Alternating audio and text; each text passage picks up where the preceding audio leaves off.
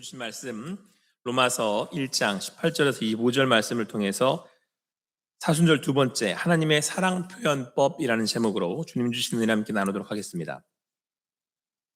우리가 살아가다 보면 이 불의를 행하는 자들이 아무런 제재를 받지 않고 사는 모습을 볼 때 좀 혼란스럽습니다.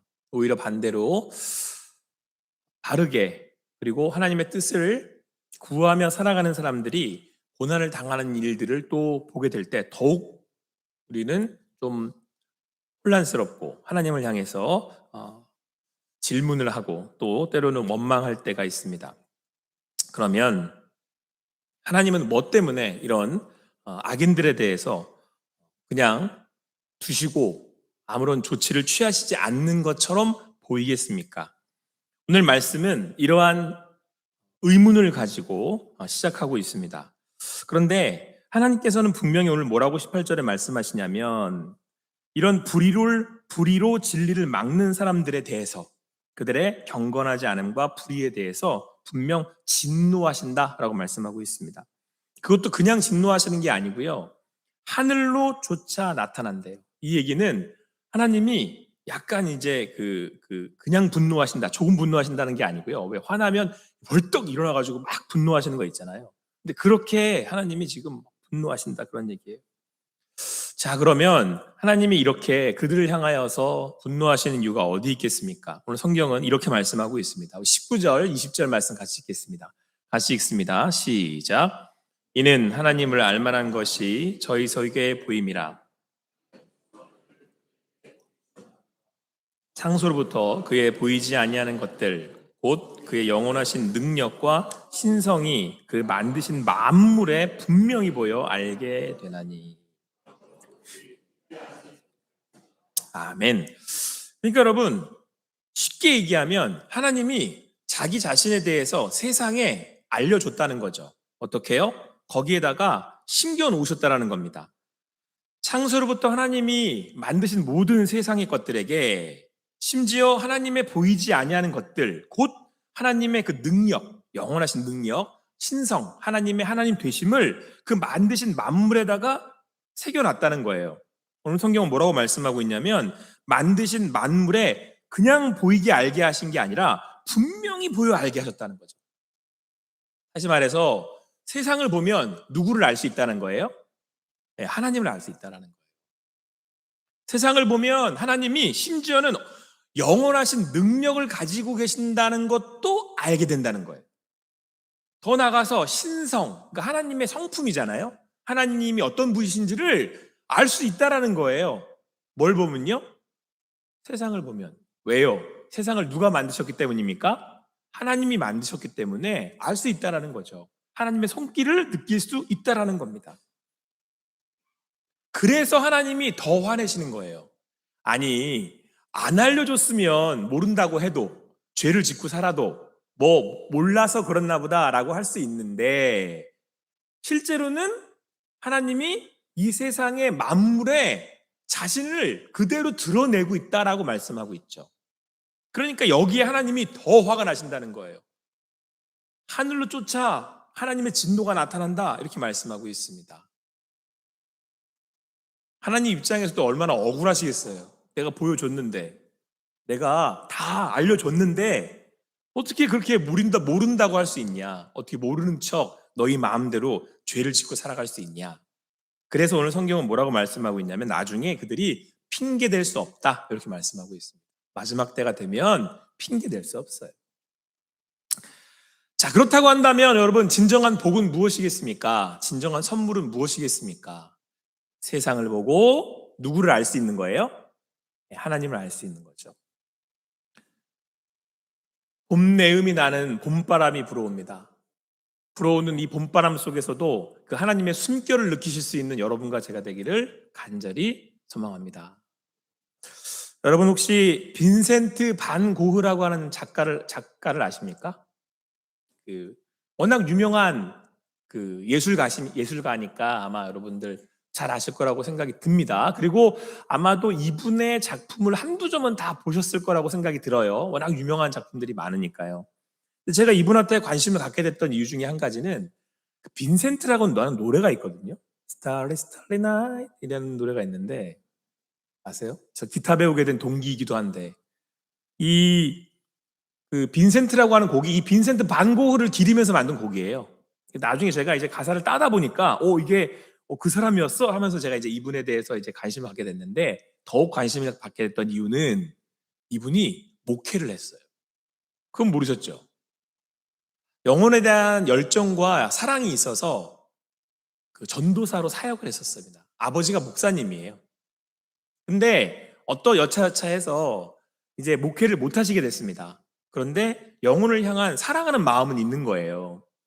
어떻게 하면 내가 사람들한테 평안과 위로를 줄 수 있을까 고민하다가 자기가 잘하는 게 미술이라는 걸 이제 알게 돼요. 그때부터 열심히 그림 배우는 법을 배워서 그림을 그리기 시작합니다. 내가 이 작품으로 사람들을 좀 위로했으면 좋겠다. 내가 이 작품으로 사람들을 좀 격려했으면 좋겠다. 그래서 그렇게 그려진 작품들이 지금까지 남아서 사람들에게 감동을 주고 있는 겁니다. 여러분들이 여기에는 별로 감동을 안 받으시는 것 같아서 제가 놀랄 만한 한 가지 얘기를 말씀드리겠습니다. 이분이 그린 작품 중에 사이프러스 나무가 있는 과수원이라고 하는 작품이 있어요. 이분의 작품은 워낙 예술 작품으로서의 가치가 높아서 이게 팔리거나 그럴 수가 없답니다. 그런데 어떻게 이제 그 중에 좀 한 작품이 경매에 나와서 경매가 됐는데 가격이 얼마인 줄 아세요? 이 사이프러스 나무가 있는 가수원, 나무 그려놓은 거예요. 속으로 생각해 보세요. 요쯤 되겠다. 좀 많이 쓰세요. 얼마? 더 쓰세요, 더. 자, 1,600억입니다. 그림 한 점에. 160만 원이 아니고 1,600억 원이에요. 그림 한 점에. 근데 여러분, 여기서 놀라시면 안 돼요. 왜 사람들은 도대 놀라는지 몰라요, 근데. 자, 그 다음에 더 유명한 작품은 아까 제가 빈센트라는 곡의 첫 가사가 Starry Starry Night 이렇게 시작해요. 발음 괜찮죠? Starry, 이게 반짝이는 별들이란 뜻이에요. 그래서 그 작품의 이름이 여러분들도 잘 아는 별이 빛나는 밤에. 근데 여러분, 이 작품은 팔릴 수가 없는데 가격을 매기면 이제 그 가격을 매기는 사람들이 최소 얼마에 매기는 줄 아세요? 더 쓰세요. 네. 얼마인 줄 아세요? 3천억 원이에요. 최소가. 맥시멈으로 얼마까지 잡는지 아세요? 1조까지 잡는데. 근데 이 작품을 이렇게 평가하는 사람들이 뭐라고 그러냐면 이렇게 얘기한답니다. 이 작품은 돈으로 가치를 매길 수가 없다라고 얘기한대요. 그래서 이 작품을 팔지 않는데요. 뭐 이미 다 이제 그렇게 팔 수 없는 단계에 오른 예술품이 된 거죠. 근데 제가 생각을 해봤어요, 여러분. 왜 이렇게 비싸? 비싸다라는 얘기를 해야 여러분들 좀 이제 마음에 감동이 오시니까. 여러분, 고흐도 똑같이 하늘의 별을 본 거잖아요. 아니, 뭐 이 별이 달라요? 여러분들과 제가 보는 별이 고흐의 별을 보는 별하고 다릅니까? 고흐는 다른 별을 봐요? 똑같은 별을 봐요. 근데 왜 고흐가 그린 그림은 가치를 매길 수 없을 정도로의 가치가 있냐는 거예요. 여러분, 고흐는요, 여러분들과 제가 발견하지 못한 가치의 별의 아름다움을 본 겁니다. 그래서 그런 그림이 나오는 거예요. 여러분, 인생을 살다 보면 똑같은 일을 보고도 사람들마다 느낌이 다르고 감동이 다르고 생각이 다르잖아요. 근데 고흐는 하늘의 별을 보면서 놀라운 아름다움을 경험을 하고 그거를 캔버스에 옮긴 거예요. 사람들이 그 그림을 보면서 야, 별이 이렇게 아름다워? 별이 이렇게 아름답게 반짝거려? 라고 감동을 할 수 있도록 한 거죠. 그러니까 그 감동을 돈으로 가치를 매길 수가 없는 정도로 아름다웁니다. 여러분, 여기서 우리는 알게 되는 사실이 뭔지 아세요? 고흐는 3천억 1조를 이 그림을 팔아서 가지지 못했습니다. 다들 안타까워해요. 아이고, 남 좋은 일 다 시켰네. 아닙니다. 고흐는 그림을 그릴 때 돈으로 매길 수 없는 가치에 감동을 한 거예요. 성경에 보면 별을 보고 또 놀라운 감동을 받았던 사람이 있습니다. 어느 날 낙심하고 실망해 있는 아브라함을 하나님이 불러내십니다. 창세기 15장에 이렇게 말씀하고 있습니다. 그를 이끌고 밖으로 나가 이르시되 하늘을 우러러 뭇별을 셀 수 있나 보라. 또 그에게 이르시되 내 자손이 이와 같으리라. 아브라함이 여호와를 믿으니 여호와께서 이를 그의 의로 여기시고 라고 말씀하고 있습니다. 그러니까 여러분, 아브라함이요 별을 봤답니다. 너무 힘들고 외롭고 또 앞으로가 보이지 않는 깜깜한 밤 하늘의 그런 그 어둠의 삶의 자리에서 살고 있었는데 하나님 불러내시더니 야 저기 별 봐봐 그랬다는 거예요. 저거 누가 만들었어? 내가 만들었지? 내가 너의 후손들을 저 별처럼 맑게 할 수 있어 없어? 있지. 믿고 가. 그때부터 아브라함은 하늘을 보면 아 내 인생이 밤처럼 깜깜하네. 근데요 별이 자꾸 반짝반짝거려요. 근데 그 별을 보면 누구를 아브라함은 보고 있는 거예요? 하나님. 여러분, 이 땅에 무엇으로 하나님의 가치를 매길 수가 있겠습니까? 아브라함은 어두운 밤하늘에 반짝이는 별을 보며 하나님을 볼 수 있었습니다. 믿음이란 유한한 인생을 살며 영원하신 하나님을 통해 볼 수 있는 것을 믿음이라고 합니다. 오늘 여러분 이 예배 자리에서 그 영원하신 하나님을 볼 수 있는 여러분과 제가 되기를 간절히 소망합니다. 여러분 이게 우리가 받은 복이에요. 고우가 반짝이는 별을 보고 소망을 노래할 수 있었듯이 우리는 어두운 우리네 삶의 자리에 반짝이는 하나님의 놀라운 운행하심을 보며 그 주님을 고백할 수 있는 사람들입니다. 불어오는 봄내음 안에서도 주님의 운행하심을 보실 수 있는, 느끼실 수 있는 여러분과 제가 되기를 간절히 소망합니다. 자, 그런데 여러분, 그렇게 하나님이 알게 하셨는데도 불구하고 그들은, 죄인들은 오히려 하나님이 없다 하고 하나님을 모른다고 한다는 거예요. 그리고 죄를 짓는 인생을 살아간다는 겁니다.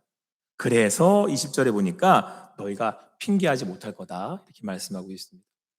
우리 21절, 우리 22절 말씀, 21절, 22절 말씀 같이 읽겠습니다. 시작. 하나님을 알되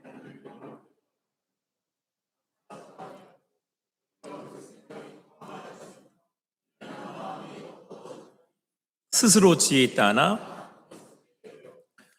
자, 여러분 21절 말씀을 보면 하나님을 알되 이렇게 말씀하고 있습니다. 그러니까 죄인들도 하나님을 안다는 거예요. 그 얘기는 이미 세상 만물의 하나님이 자기를 알려주셨기 때문에 영원한 하나님의 능력과 하나님의 그 신성을 알게 되었다라는 거죠. 안다는 거예요. 그런데 그럼에도 그들은 하나님을 영화롭게 해야 되는데 안 하고요. 감사해야 되는데 감사 안 하고요. 오히려 생각이 허망하여져서 미련한 마음에 어두워졌답니다.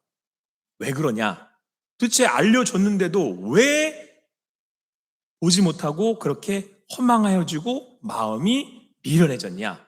어두워졌냐? 22절에서 이렇게 말씀하잖아요. 스스로 지혜 있다 하나 우둔하게 돼요. 그러니까 우둔하게 돼서 결국은 못 보는 건데요. 가려진 건데요. 그 우둔하게 된 이유가 뭐예요? 스스로 지혜 있다고 하는 거예요. 그러니까 여러분, 우리 사람들이 지식을 얻지 않습니까? 이게 뭐 삶의 지식이든 뭐 내가 전공을 해서 학문을 해서 얻는 지식이든 과학자들처럼 연구를 해서 얻는 지식이든 뭐 철학을 해서 받는 지식이든 어쨌든 나름대로의 지식들을 얻고 또 인간들이 말하는 지혜를 얻는단 말이에요. 스스로 터득을 해요. 그럼 모든 것도 사실은 하나님 만들어 놓은 만물 안에 있는 건데도 불구하고 자기가 막 이 지식들을 얻다 보니까 자기 스스로 생각하기를 내가 이제 뭐가 됐다라고 생각한다는 거예요. 아, 내가 이만하면 됐지. 아, 내가 스스로 생각하게 됐지. 아, 내가 스스로 잘 살아갈 수 있지. 라고 생각을 하다 보니까요. 어디까지 가게 되냐면 이렇게 생각한다는 거예요. 우리가 과학적으로 볼 때 철학적으로 생각할 때 신은 없어. 하나님은 없어. 라고 얘기를 한다는 거예요. 그리고 심지어는 어떤 과학자는요, 아주 그냥 세계에 내놓을 만한 아주 유명한 과학자는요, 뭐라고 얘기하냐면 이렇게 얘기를 해요. 세상을 봐라. 질서 안에서 돌아가지. 틀림없이 돌아가지. A를 넣으면 반드시 A-가 나오지. 이건 신이 있다면 그 신도 거스를 수가 없어. 그러므로 신이 있다면 그 신도 어디 안에 있다? 세상 만물 안에 있다라고 얘기를 합니다. 제가 이름만 대면 세계를 움직이는 과학자가 그런 얘기를 했어요. 왜 그런 얘기를 했을까요? 자기가 갖고 있는 얄팍한 지식 때문에. 스스로 지혜 있다 하나 우둔하게 된 거예요. 그래서 오늘 성경은 뭐라고 말씀하고 있습니까? 썩어지지 아니하는 하나님의 영광을, 영원한 하나님의 영광을 뭘로 바꿔버렸대요? 썩어질 사람과 금수와 버러지 형상의 우상으로 바꿨대요. 이거를 자기들이 생각하는 그 무언가를 로 대체를 시켰다는 거예요. 차라리 이게 더 하나님보다 나아. 이렇게 바꿨다는 거예요. 이 지식이, 이 권력이, 이 사람이 하나님보다 훨씬 더 하나님다워. 자, 그러니까 우리 이걸 따라 살자. 이거를 섬기며 살자라고 바꿔버렸다는 거예요. 그러니까 스스로 지혜 있다는 사람들이 저게 더 하나님 같다고 얘기하니까 사람들이 어떻게 해요? 그렇구나. 그럼 다 몰려가는 거예요, 그쪽으로. 그리고는 그걸 우상화하는 거죠. 그런 건 우리 주변에 얼마든지 있습니다. 때로는 어떤 사람들한테는 돈이 우상이죠. 돈이 최고야. 돈이 힘이 있어. 난 돈을 믿어. 또 어떤 사람은 명예기도 합니다. 아까 말씀드렸던 것처럼 어떤 사람들에게는 사람이 우상이죠. 저 사람 진짜 훌륭해. 저 사람이 하는 말이라면 다 믿을 수 있어. 때로는 쾌락을 쫓기도 합니다. 근데 여러분, 문제는 뭔지 아십니까? 그렇게 내가 스스로 지혜 있다라고 여겨서 우둔하게 됐다는 거예요. 우둔하게 됐답니다. 참 말이 너무 웃기지 않습니까? 자기 스스로 되게 나는 지혜롭다. 나는 이런 지식이 있어. 그런데 멍청하게 됐다는 얘기잖아요. 그것 때문에. 왜요? 하나님을 없다 하고 자기 인생을 우상으로 내버려 두기 때문에 그렇습니다. 사랑하는 성도 여러분, 여러분은 세상을 보며 무엇을 보고 있습니까? 세상 만물을 보며 여러분들은 무엇을 이야기하고 계십니까? 예배하는 이 자리에 세상을 만드시고 오늘도 운행하시는 그 주님을 바라보실 수 있는 여러분과 제가 되기를 간절히 소망합니다. 사순절을 보내며 우리를 위해 이 땅에 오신 하나님, 예수 그리스도를 다시 한번 믿음으로 고백하며 나아가는 여러분과 제가 되기를 간절히 소망합니다. 자, 여러분, 그렇다면 하나님을 아는데도 우상을, 아는 것이 보이는데도 우상을 섬기고 그러한 불의한 이들을 하나님은 어떻게 하시겠습니까? 오늘 24절은 그러므로 이렇게 시작을 해요. 그러니까 하나님 이렇게 하신다는 거예요. 하나님께서 저희를 마음의 정욕대로 더러움에 내어버려 두사 저희 몸을 서로 욕되게 하셨습니다. 쉽게 얘기해서 여러분, 그냥 네 마음대로 살아라 라고 버리신다는 거예요.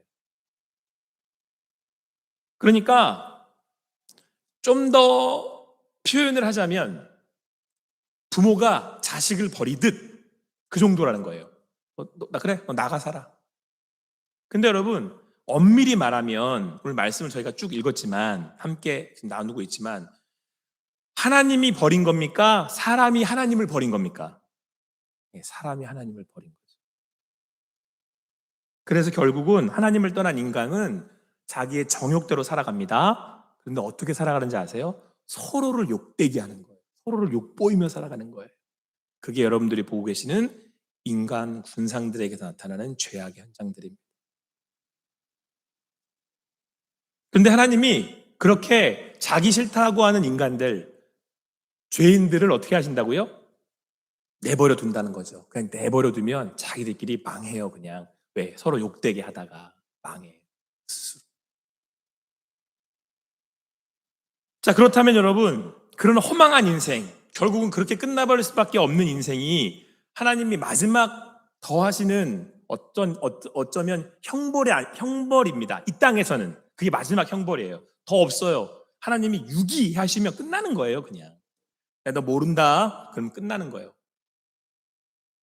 그런데 그렇기에 오늘 성경은 갑자기 뜬금없이 갑작스레 이렇게 고백을 해요. 25절 말씀 같이 읽겠습니다. 시작. 이는 저희가 하나님의 진리를 거짓 것으로 바꾸어 피조물을 조물주보다 더 경배하고 섬김이라. 갑자기 거짓으로 바꾸어 피조물을 조물주보다 더 경배하고 섬긴다는 거잖아요, 죄인들이. 근데 갑자기 주는 곳 영원한 찬송을 이시로시다 아멘 이러고 고백을 해요. 이건 무슨 얘기냐? 은혜가 뭔지를 깨달은 거예요, 바울이. 뭐가 은혜인 줄 아세요? 하나님이 눈에 보이는 게 은혜라는 거예요. 별을 보고 하나님의 반짝반짝거리는 은혜가 느껴진다는 거예요. 그러니까 스스로 지혜롭다고 해서 우둔하게 돼서는 하나님이 다 알려주시는데도 모른 척하면서 스스로 살아가는 인생들 가운데 내가 가만히 보니까 내가 하나님을 알아. 내가 하나님을 믿어. 내가 하나님 예배하고 있어. 그래서 오늘 마지막에 빵 터져서 찬양을 갑자기 해버리는 거예요. 야, 이게 은혜네. 주는 곳 영원히 찬송할 이시로다. 아멘 하셔야죠. 주는 곳 영원히 찬송할 이시로다. 여러분, 이게 예배. 그 하나님을 보는 거예요. 그 하나님을 내 삶의 자리에서 발견하는 거예요. 그래서 여러분, 저희는 하나님이 우리의 삶에 개입하시는 것을 은혜라고 부릅니다. 그런데 때로 하나님의 그 개입이 손길이 아플 때가 있어요. 여러분, 부모가 자녀를 사랑할 때요, 물론 격려하고 위로하고 이렇게 보호합니다. 그런데 자녀가 다른 길로 가려고 그래요. 잘못된 길로 가려고 그래요. 하나님을 모르는 길로 가려고 그래요. 그럼 어떡합니까? 부모라면요? 나무라죠. 바로 잡아주죠. 그래도 말을 안 들어요. 그럼 어떻게 해야 됩니까? 부모라면 멱살 끌고라도 데리고 와야죠. 얘가 저기로 가는데, 저리로 가면 망하는데. 근데 여러분, 부모가 아니면 어떡하죠? 신경 안 쓰죠. 이걸 유기라고 그런다니까요. 부모는 멱살 잡고 한 대 때려서라도 데리고 와요. 왜? 얘가 망하니까. 그래서 여러분, 예레미야 애가 3장 30절 말씀에 이렇게 말씀합니다. 주께서 인생으로 고생하게 하시며 근심하게 하심은 본심이 아니래요. 우리를 치시는 게 본심이 아니래요. 사무엘하 7장 14절에서 이렇게 말씀하고 있습니다. 나는 그에게 아버지가 되고 그는 내게 아들이 되리니. 우리의 부모님이 되신다는 거잖아요. 아버지가 되신다는 거잖아요. 그가 만일 죄를 범하면 내가 사람의 매와 인생의 채찍으로 징계하려니와. 이게 하나님의 사랑 표현법이에요. 때로는 당하는 고난에 하나님 제가 너무 아픈데 이런 마음 들 때 있습니다. 그러나 그 순간이 하나님이 우리의 삶에 개입하시는 거예요. 우리를 욥처럼 의인의 고난의 자리에서 주님을 만나 주시는 거든, 아니면 우리가 돌이켜야 할 죄악의 자리에 있든 하나님께서 자녀이기 때문에 우리를 붙드시는 줄을 믿습니다. 이제는 고인이 되셨습니다. 김순미 선생님이 그 예수님을 믿고 나셔서 인생 말년에 간증을 많이 다니셨습니다. 여러 제가 간증을 몇 개를 이렇게 보면서 감동을 받았습니다. 근데 이분이 마지막 간증에 이런 기도를 하셨다고 해요. 너무나 감사하신 주님, 주님의 자녀된 것이 영광인 줄 압니다. 제가 주님을 몰랐더라면 아직도 매일 아침 술을 먹고 해롱되면서 남편을 원망하고 세상을 원망하고 내 팔자를 탓하면서 그렇게 인생을 마감했을지 모릅니다. 이렇게 좋은 남편, 좋은 세상, 좋은 사람, 예쁜 꽃을 다시 볼 수 있게 해주셔서 주님 감사하고 다시 한번 주님을 영접하고 주님의 뜻을 이루고 주님 뜻대로 살 수 있는 우리가 되기를 예수님의 이름으로 간구합니다. 이게 이 김수미 선생님의 마지막 간증의 기도였다고 합니다. 인생의 역경에 수많은 고난을 당했다라고 우리는 알고 있습니다. 알코올 중독에 빠져서 힘들어하는 삶을 살았다라고 본인이 고백합니다. 그런데 하나님이 치시고 하나님이 붙드시고 하나님이 인도하셨더니 이렇게 바뀌었대요. 좋은 남편, 좋은 세상, 좋은 사람, 예쁜 꽃을 볼 수 있게 해주셔서 감사합니다. 사랑하는 성도 여러분, 오늘도 불어오는 봄 내음에 하나님의 따뜻하신 손결을 느끼실 수 있게 되기를 바랍니다. 때로는 칠흑같이 어두운 밤이지만 반짝이는 별들을 통해 우리를 지으심을 말씀하시고 우리를 인도하신 하나님을 고백하실 수 있는 여러분과 제가 되기를 간절히 소망합니다. 그래서 믿는 자들에게는 어둠도 주님을 만나는 시간인 거예요. 오늘도 그 은혜 안에서 오늘 주시는 말씀을 따라 위로를 얻으시고 힘을 얻으시고 향해 나아가실 수 있는 그런 사순절을 보내는 여러분과 제가 되기를 간절히 소망합니다.